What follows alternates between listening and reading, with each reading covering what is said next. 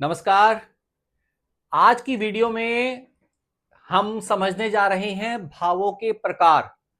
ज्योतिष में जो कुंडली में हमारे 12 भाव हैं उनको कुछ पर्टिकुलर कैटेगरीज में डिवाइड किया गया है, तो उसके बारे में आज हम यहां पर जानेंगे।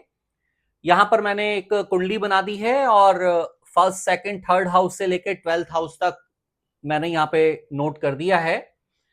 अब कुंडली के जो 12 भाव हैं उसमें जो केंद्र भाव है, केंद्र भाव बोलते हैं हम फर्स्ट, फोर्थ, सेवेंथ और 10th हाउसेस को, यानी कि पहला, चौथा, सातवां और 10वां भाव जो है वो केंद्र भाव कहलाते हैं। अब इनका सिग्निफिकेंस क्या है? केंद्र भाव किसी भी कुंडली को बल प्रदान करते हैं। बल, उसको ताकत प्रदान करते हैं, उसको ताकत देते हैं। यानी कि अगर यहां पर सपोज करें कि यहां पर मेष लग्न की कुंडली है और यहां पर, तो यहां पर 4 नंबर की राशि आएगी, यानी कि कर्क राशि आएगी।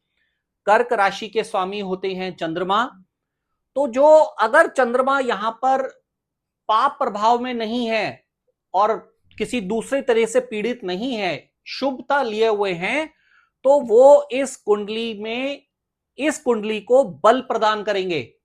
यानी कि जब भी उनकी दशा आएगी, अंतरदशा आएगी, प्रत्यंतर दशा आएगी, तो इस कुंडली के लिए, इस जातक के लिए वो समय शुभ होगा। ठीक है। इसके बाद जो दूसरी कैटेगरी है वो है त्रिकोण भाव। त्रिकोण भाव होते हैं first house, fifth house and 9th house. त्रिकोण भाव किसी भी कुंडली के लिए शुभ माने जाते हैं, यानी कि उस जातक के जीवन में शुभता प्रदान करते हैं। अगेन, अगर कंडीशन यह है कि उस जातक की कुंडली में वो पर्टिकुलर ग्रह पाप पीड़ित नहीं होने चाहिए। ठीक है।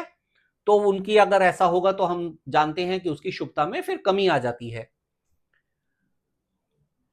नेक्स्ट है त्रिशदाय भाव। यहां पर एक चीज की तरफ मैं आपका ध्यान दिलाना चाहूंगा कि केंद्र भाव और त्रिकोण भाव में दोनों में जो फर्स्ट हाउस है, फर्स्ट हाउस यानी कि लग्न, वो कॉमन है। इसीलिए लग्न भाव इतना इंपॉर्टेंट होता है किसी की भी कुंडली में, क्योंकि उसमें बल भी होता है और शुभता भी होती है। इसलिए लग्न, लग्नेश हमेशा किसी की जातक की कुंडली में सबसे ज्यादा इंपॉर्टेंट हाउस माना जाता है। नेक्स्ट हम चलते हैं। इसके बाद आता है त्रिशदाय भाव। त्रिशदाय भाव में है थर्ड, सिक्स्थ और 11th। जैसा कि हम जानते हैं थर्ड हाउस मेहनत का हाउस है, सिक्स्थ हाउस बाधाओं का हाउस है और 11th हाउस लाभ भाव तो है, पर लाभ होता कैसे है? मेहनत से, संघर्ष के साथ। तो इन इन तीनों हाउसेस को हम सम कैटेगरी में रखते हैं, न्यूट्रल। तब हम बाकी बाद में हम देखेंगे कि वो किसी जातक के लिए पॉजिटिव है, नेगेटिव है। वो हम काफी कंडीशन, जब किसी कुंडली हमारे सामने आएगी तो फिर हम उसको क्या कॉम्बिनेशंस बन रहे हैं, दृष्टि, शुभ प्रभाव, पाप प्रभाव, उसके अनुसार इसकी शुभता या अशुभता डिपेंड करती है, उस पर हम फाइनल डिसीजन लेते हैं। नेक्स्ट इज उपचय भाव। उपचय भाव में 3, 6, 11 कॉमन है। यहां पे 10th हाउस इंक्लूड हो जाता है। 10th हाउस कर्म भाव है, केंद्र भाव का भी है। अब यहां पर आप देखेंगे, परंतु कर्म करना है, कर्म मेहनत लगती है। और उपचय भाव नेचुरली अगेन इसको भी हम सम कैटेगरी में डालते हैं। किसी की कुंडली में ये शुभ भी हो सकते हैं, अशुभ भी हो सकते हैं, डिपेंडिंग कि उसका बाकी प्लैनेट्स और ओवरऑल राशि वाइज क्या कॉम्बिनेशन बन रहा है। नेक्स्ट इज त्रिक भाव, 6th, 8th एंड 12th सदैव अशुभ।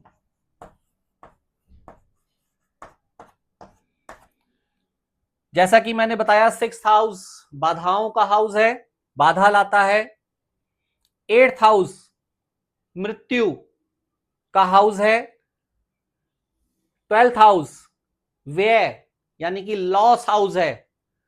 तो उनमें भी, तीनों में भी 8th हाउस जो होता है सबसे ज्यादा अशुभ माना जाता है। 8th हाउस उस कुंडली के लिए उसका गड्ढा है, तो ये बहुत ही नेगेटिव हाउस हमारे ज्योतिष में माना जाता है। इसके बाद आते हैं मारक भाव, जो कि 2nd और 7th हाउस है। 7th हाउस पहले समझते हैं क्यों है। 8th हाउस मृत्यु आयु का स्थान है। किसी भी भाव से उसका जो 12th हाउस होता है वो उसका लॉस हाउस होता है, यानी आयु का लॉस, मृत्यु, राइट। तो ये मृत्यु का भाव हो गया, इसलिए इसको हमने, ज्योतिषियों ने या ऋषि मुनियों ने मारक भाव माना गया है, ये उस कैटेगरी में इसको रखा है। और 7th हाउस से जो 2nd हाउस है ये 8th हाउस है, यानी कि 7th का 8th, जो कि अगेन अशुभ हो गया। 1 2 3 4 5 6 7 8, किसी भी हाउस से उसका जो 8वां हाउस है वो उस पर्टिकुलर भाव के लिए शुभ नहीं माना जाता। तो 2nd हाउस भी मारक भाव हो जाता है। 7th हाउस से थोड़ा कम मारक माना जाता है इसको, परंतु है तो मारक भाव ही। तो इसको भी हम सम कैटेगरी में रखते हैं।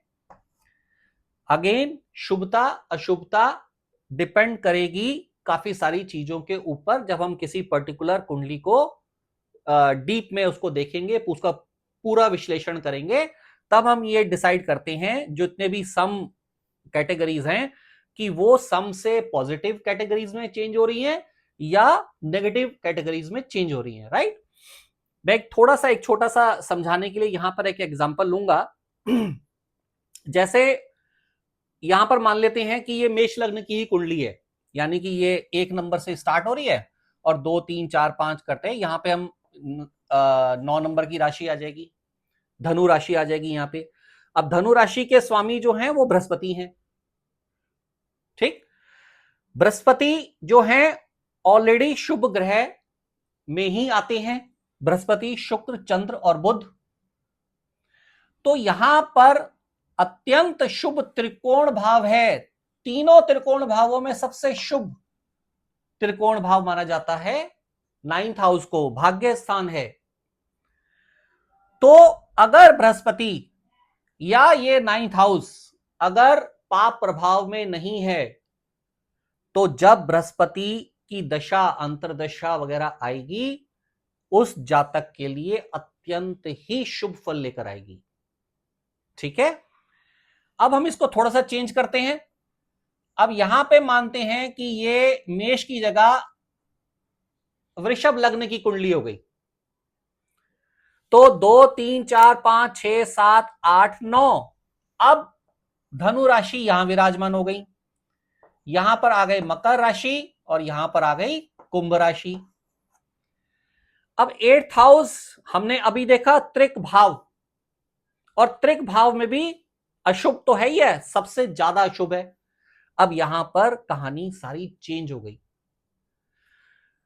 है तो शुभ ग्रह बृहस्पति, परंतु वो बन गए 8th हाउस अष्टमेश। तो अब ये उतने शुभ नहीं रह गए जितना मेष लग्न वाली कुंडली के लिए होते। हां, ये अगेन मैं ये बोलूंगा कि डिपेंड करेगा कि बृहस्पति पे शुभ प्रभाव किसी दूसरे प्लैनेट्स का पड़ रहा है या अशुभ प्रभाव पड़ रहा है। अगर अशुभ प्रभाव पड़ जाएगा तो वो और अशुभ हो जाएंगे, ठीक है। अब साथ ही यहां पर 9th हाउस भाग्य स्थान में है मकर राशि, जिसके स्वामी है शनि। 10th हाउस में है कुंभ राशि, इसके स्वामी भी हो गए शनि। अब शनि वैसे देखा जाए तो है पाप ग्रह, परंतु इस राशि के लिए, वृषभ लग्न की कुंडली के लिए, ये बन गए योग कारक ग्रह। पाप ग्रह होते हुए भी शुभता देने की इनमें ताकत आ गई। ठीक है, तो इस तरीके से हम देखते हैं कि हमेशा जो शुभ ग्रह हैं वो हमेशा शुभ फल नहीं दे पाते, या जो पाप ग्रह हैं वो हमेशा पाप प्रभाव, ये कहना चाहिए कि हमेशा अशुभ फल नहीं देते। तो ये डिपेंड करता है कि उनकी जो प्लेसिंग है, जो कैटेगरीज हमने ये बनाई है हमारे ऋषि मुनियों ने, उस हिसाब से वो किस कैटेगरी में आ रहे हैं और उनपे क्या दूसरे प्लैनेट्स का क्या प्रभाव पड़ रहा है और कितना प्रभाव पड़ रहा है। तो ये बहुत सारी चीजों पर डिपेंड करेगा। धीरे धीरे हम जैसे जैसे आगे बढ़ते जाएंगे अब, तो इन हाउसेस को, इन जो कैटेगरीज हैं, इनको हमें यूज करना होगा किसी भी कुंडली को एनालाइज करने के लिए। ठीक है।